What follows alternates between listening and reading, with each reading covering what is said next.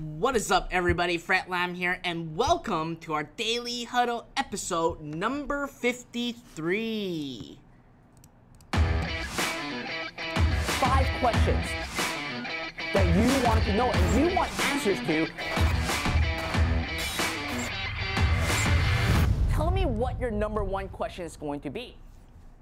Alright, so in today's Daily Huddle, I want to cover the steps on how you can actually move away from dropshipping for your Shopify business. Now, when it comes to actually, I'm just changing up my sunglasses on Instagram. When it comes to actually running a long-term sustainable business, especially for e-commerce, you want to actually take dropshipping as one of the stepping stones into something that is absolutely far bigger, and obviously creating a brand that you want to create either a legacy out of it or simply sell out for a superbly high price. So one of the steps in order for you to actually do that is you gotta slowly and eventually start to actually move out of dropshipping. Now, here's the deal. When it comes to dropshipping, you can still make at least $1 million plus once you actually found 1 or 2 good products that is actually selling really well in your Shopify store. Now, if you decide that this is going to be your baby, this is going to be something that you want to keep building on top of, then it is actually time to start really figuring out where you want to go with your e-commerce business. Now, at the end of the day, yes, dropshipping is amazing, and it is one of the staples for you to actually get started because it is just so easy. You don't have to worry about inventory, you don't actually have to worry about shipping the products, etc., etc. Now, at the same time, you obviously need to have a strategy in place for your business because you can't just solely focus on dropshipping. You want to basically have two side of the coin. Keep dropshipping, but at the same time, you really want to start building your brand. So in reality, there are two routes for you to take when it comes to actually scaling up your e-commerce store. Okay, number 1 is very simple, and here are the steps that you want to take. You want to first find a product that has been selling really well for you through dropshipping. Now, what do I define as well? If you can actually sell around 30 per day, that equates to almost 1,000 orders in a single month or a single unit, that really gives you enough ammo and enough power to actually start creating your own brand. So let's say that you found a product that is doing really well, you're drop shipping through AliExpress right now, or maybe dhgate.com or other drop shipping platform. And if that product starts to really take off and you can see that you've been running this business and the product has been producing in a very large scale audience, then here's what you can do. Simply go to Alibaba and find a manufacturer that can actually sell to you at a wholesale price in bulk. Now, given that, yes, you're investing in inventory, but now what you're essentially doing is you know for a fact that this product is going to sell because you have been selling it for quite some time, and you're selling for, let's say, 30 orders in a single day. You're already selling like 900 to 1,000 in a single month. So for you, you are absolutely minimizing your risk. And when you actually go to Alibaba to actually buy these products for, let's say, 1,000 units or 2,000 units or 3,000 units at a time, your cost per purchase or your cost of goods will actually go down quite drastically. And here's what you can do. You can start building a brand out of your business. And here are the exact steps that I would do, okay? Number 1, once you actually found a product that is working, selling around 30 units in a single day, go to AliExpress, find a product, go to Alibaba, find a product, find a manufacturer that can actually manufacture that same product. Then when you are dealing with them, you want to start working on the design of either the box or some branding in place for your product. This is like a perfect opportunity for you to start building your tribe and start building your brand. So at the end of the day, all these manufacturers will actually have people or contacts that will help you get these print stuff completed. And if you actually have these all done in China, the cost is going to be very low. You can have a really nice design box for your product, and you also want to have an insert of other products that you are selling inside your store. So when your customer receives it, well, guess what? Now they see a very branded product packaging. They also see what other products you have for sale in your store, and if you add in a coupon code, they will absolutely go back to your store and actually keep buying. Now, with the steps, again, it will give you the ability to start really branding your store and create a differentiation between you and other dropshipping sites. Now, again, the other option, there are two options, right? Number one is dropshipping. Number two, which I haven't talked about yet, which is simply using your website as a portfolio. You want to start convincing maybe suppliers in the United States who carry some pretty high-end products or products that you can't find any elsewhere on AliExpress or other dropshipping site, and convince the manufacturer in US or the supplier in US to allow you to resell their product and obviously negotiate where they dropship the product on your behalf. So that way, you are basically having a business that is not solely focused on simply just selling on AliExpress. It is just a stepping stone into something that is bigger for your business. Now, this question actually came up by a midner. He basically said, "Hi Fred, I want to ask you first, I don't like dropshipping but want to build an e-commerce by fulfillment. I want advice on how to do that." So my take for you, if you don't like dropshipping, I would say you are opening up yourself to a lot more risk. I would only advise you to actually start carrying your product and move away from dropshipping and start working with a fulfillment center in US, carrying the products and helping you ship out your products, only if you know the product is going to sell. We want to be smart in where our money is being invested. So rather than you investing into a bunch of inventory, send it to a fulfillment warehouse, and hoping that the product is going to sell, I highly encourage you to actually invest those money into advertising, find a product that works through dropshipping, and from there, when you can hit 30 sales a single day, guess what? Go ahead and start finding a fulfillment center. There's a lot of them in the United States that cost around $1.50 to $2 per package. One of them that I would recommend is called Push Innovation. That's what we're using. And you can actually look at using them to actually have them ship out the product so you don't actually have to worry about shipping, handling, etc., etc.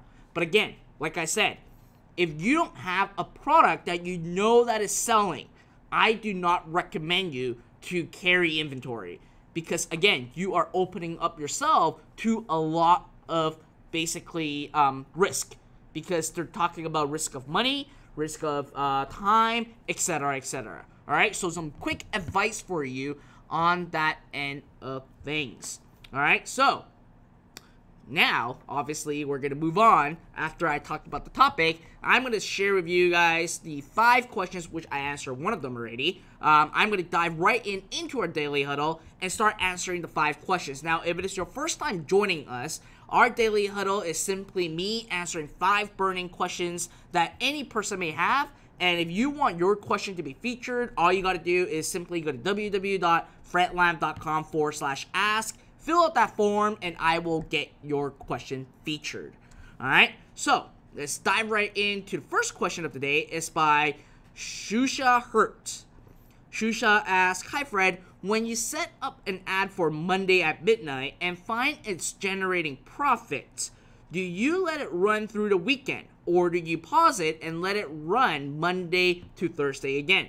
So I think there is some miscommunication or misinterpretation of what I was sharing with you guys on running new ads only on Monday to Thursday. So when you're running a new ad, when you're either duplicating a new asset, or when you are setting up a new creative, or when you're setting up a new ad, you would actually want to set up the ad only on Monday to Thursday. And it is just a pet peeve of mine, a habit of mine that works for me. And I also set it at midnight so that Facebook can actually run a 24-hour cycle with my budget. Now, when your ad is actually working really well, there's no point of simply stopping the ad during the weekend. Since Facebook now has a lot of data, and they have the data through the weekdays, they will optimize your ad correctly through the weekends as well. So, answer in short, you don't want to pause it. You want to keep running it through the 7-day period in a week and let it run for as long as possible. All right? So, moving on. The second question is by Admit. Obviously, I have that answered already. So, let's move on to the third question is by Rico Lario. Rico said, is there a way to boost traffic through Facebook without much cost? Lately, I was charged with $63 just by boosting a page, which I only plan to spend $6. And how reliable thus Facebook ads? Yes, I received report of traffic, but it does not reflect on my Shopify data. So here's the first thing first, Rico. You do not want to boost your page. Boosting a page will not guarantee, or I should say, boosting a page doesn't allow Facebook to do its job on finding you customers. Because what you're essentially doing is you are practically telling Facebook that, hey Facebook, I'm advertising on your network because I want more people to just engage with my posts. And that's it. And Facebook will deliver those engagement to you. And obviously, through those engagement, you will get traffic to your website at the same time. But in Facebook eyes, they have already delivered what you want, which is simply giving you the post engagement that you are looking for. So whenever you are setting up a Facebook ad, you always want to choose website conversion. So you're telling Facebook that you are advertising on their network because you want a sale. And Facebook will actually serve your ads within the audience that you're targeting that will most likely or likely to simply buy a product of a Facebook site. And that's what Facebook does. And that's what Facebook is good at. Now, when I see that you said, well, I was just planning on spending $6 and Facebook charged me $63, I think it is a mistake on your end. And the reason why I'm saying it is a mistake on your end is when you are setting up a Facebook ad, by default, Facebook asks for your budget on a daily basis. So if you put in $6 per day budget and Facebook start running an ad and you've ran the ad for more than 10 days and you did not stop the ad, obviously you will spend around $60. So it is up to you to actually pause the ad or not. Now, when you're saying, I only have a $6 budget, that's all I have. Now, instead of doing a daily budget of $6, you would want to actually set a lifetime budget of $6. Facebook is actually really good at spending your money and not spending more than what you have budget. So they are really great at it. In fact, I would say they are better than Google at it. Sometimes Google actually spend over your daily budget, which is obviously they have a lot of traffic. Facebook is actually really good at keeping the budget that you've set. So I think it is a human error on your end. I can't really speak on Facebook's behalf, but based on what I know and based on my knowledge, that's what I think it is. So you want to actually take a look at it again. All right. So moving on to the fourth question of the day is by Andrew Beatty. Andrew asks, what's the optimum guarantee period to allow for refunds when dropshipping to USA? You advise to tell our customers to allow 2 to 4 weeks for delivery. So if I am offering a 30-day guarantee on my site, the customer may not actually receive his order until just before the 30-day period has expired, which may put the customer off from placing an order in the first place.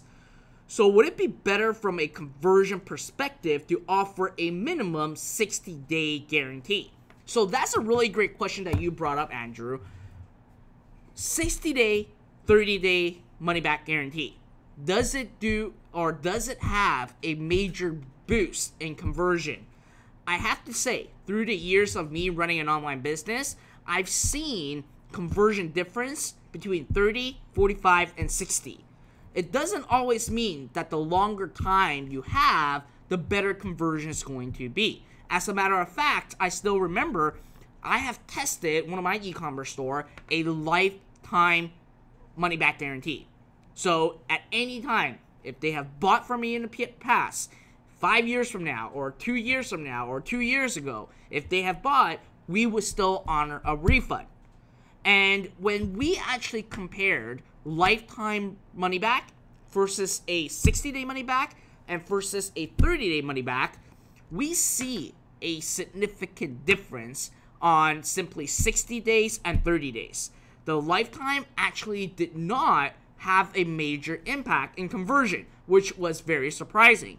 Now, this may be niche specific, obviously, and I'm not in every single niche, so each niche may be very, very different. So you want to do your testing yourself between 60 and 30. Now, to answer your question about the optimum guarantee refund days, it is really up to you. So for me, we actually look at it on a case-by-case basis. And we usually look at the 30-day mark, obviously at time of purchase.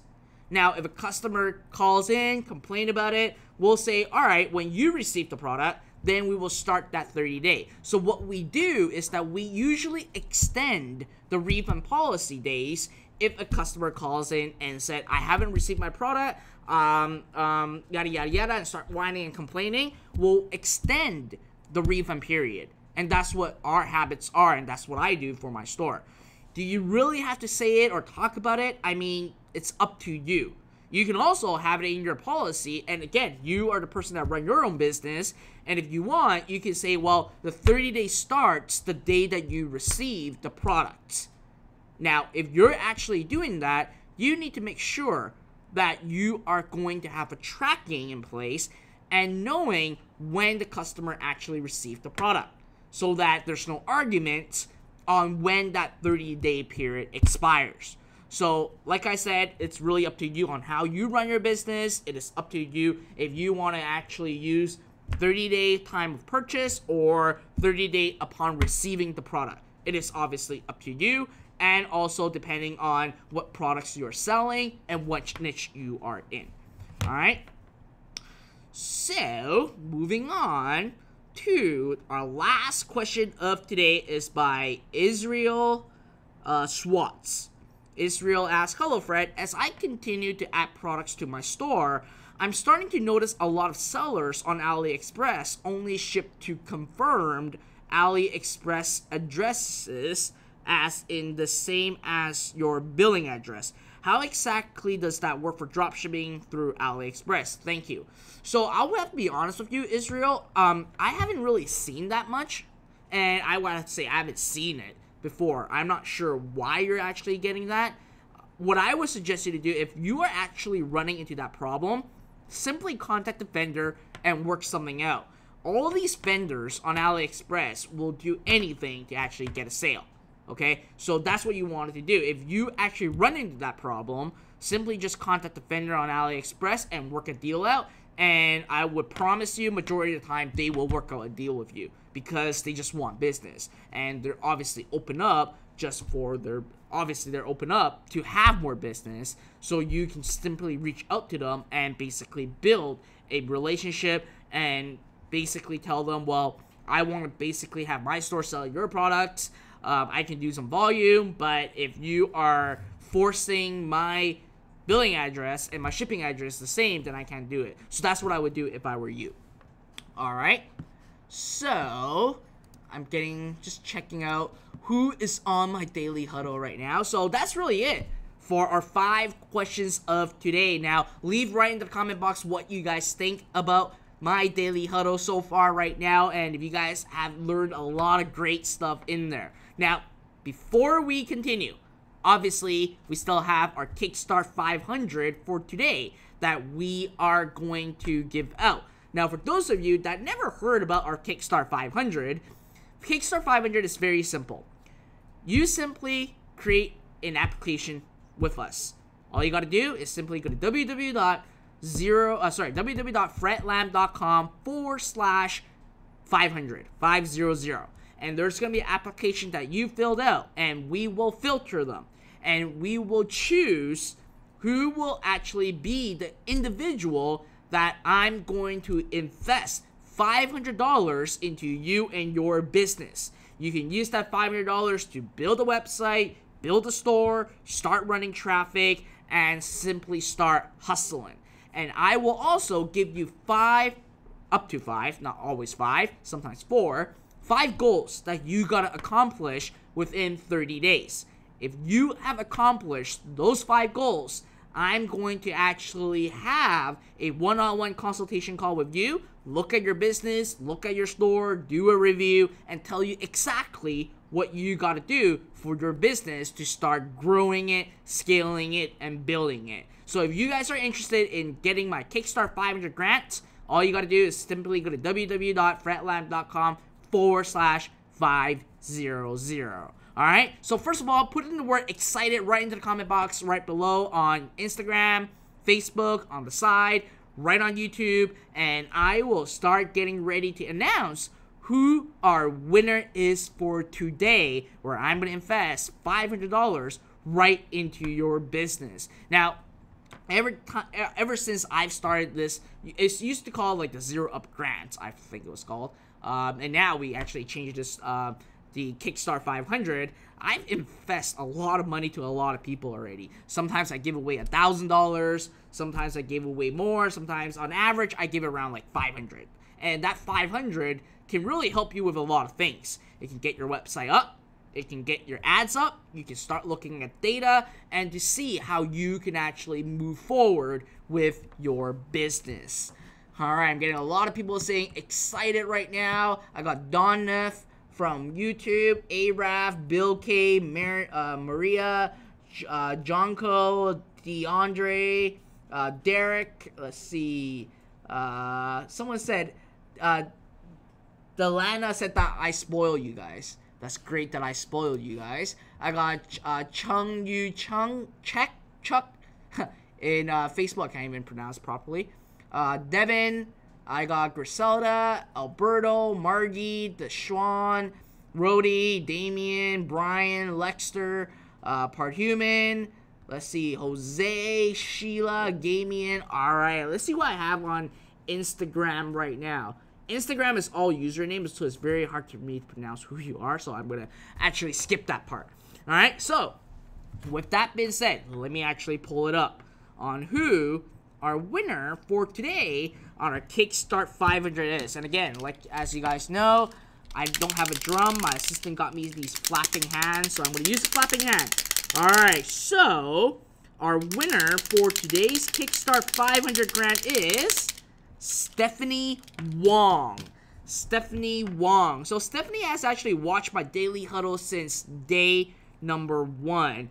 And she's 100% dedicated for her e-commerce store. She has already set up her store. I actually took a look at it. It's pretty interesting stuff, especially if she actually have the license to actually sell the product that she is selling. So again, Stephanie, I am super excited for you. I know that you've been running some ads right now, but you have not been that successful, and you basically need more budget to actually start running more ads. So there you go. Here's your $500. Make sure that you started investing back into your e-commerce store. And obviously there is going to be a to-do list that I'm going to actually send out to you. Alright, so other than that, before I actually hop off for tonight, there are 2 things that I wanted to cover. Number 1, if you guys wanted to see me in person, okay, put it into the comment box. If you guys want to see me in person and potentially have like a small meetup together, put in me right into the comment box. And while I'm waiting for those me's to come in, let me share with you guys this thing. In March, alright, there is a live event that is all about free traffic. So it is called the 3XC event. How to get clients, how to get traffic, how to actually use free traffic to drive more sales and conversion for your website or for your business. Okay, so it is a live event where you actually fly down in person to be there. And right now, there are tickets for sale. And if you guys are interested, make sure you actually click on the link above on Facebook and right below on YouTube. It is called fredlam.com/3XC. And not only am I going to be there, but you're going to actually meet Neil Patel, who's like the #1 SEO consultant right now in our industry. You're also going to see Cotton Grammar. You're going to see a lot of people that will share with you everything that you need to know about free traffic. And as a matter of fact, if anyone actually that purchased a ticket and is a follower of mine, I may be hosting a workshop, a couple-hour workshop. I'm going to ask for an event space at that event, and then we're going to meet up. We can have a Q&A section. We can actually talk. We can actually have some training, whatever you guys want. I'm still looking into figuring the logistics out and everything. So if you guys want to actually meet me in person, spend some time with me, and actually learn and master free traffic, make sure you secure your ticket for this event. I would bet you're going to be blown away on what you're about to learn for free traffic. Listen, I don't do free traffic, so for me, it's very hard for me to teach you how to do it. So I would actually recommend to learn from experts. And right now, there's a live event happening that really tailors specifically all about free traffic, and I highly encourage you to actually check it out. All right? Other than that, last note before I hop off for the day.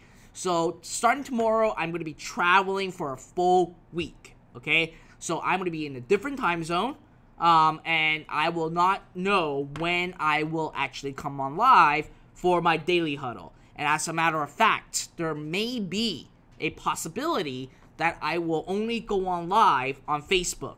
Because with YouTube and with Instagram and with Facebook all broadcasting at the same time, I need some crazy internet connection. And I can't promise each time I travel what the internet connection is going to be. So worst comes to worst, I'll come on to our daily huddle through Facebook Live, but I'll try my best to come on live on both YouTube, Instagram, and Facebook at the same time. But again, worst comes to worst, it's just going to be on Facebook, depending on connection, and it will be on a very weird time zone. So I'll give you guys heads up on when it is. I'll put a note inside my Facebook page, kind of give you guys heads up on roughly what time I will actually come on live.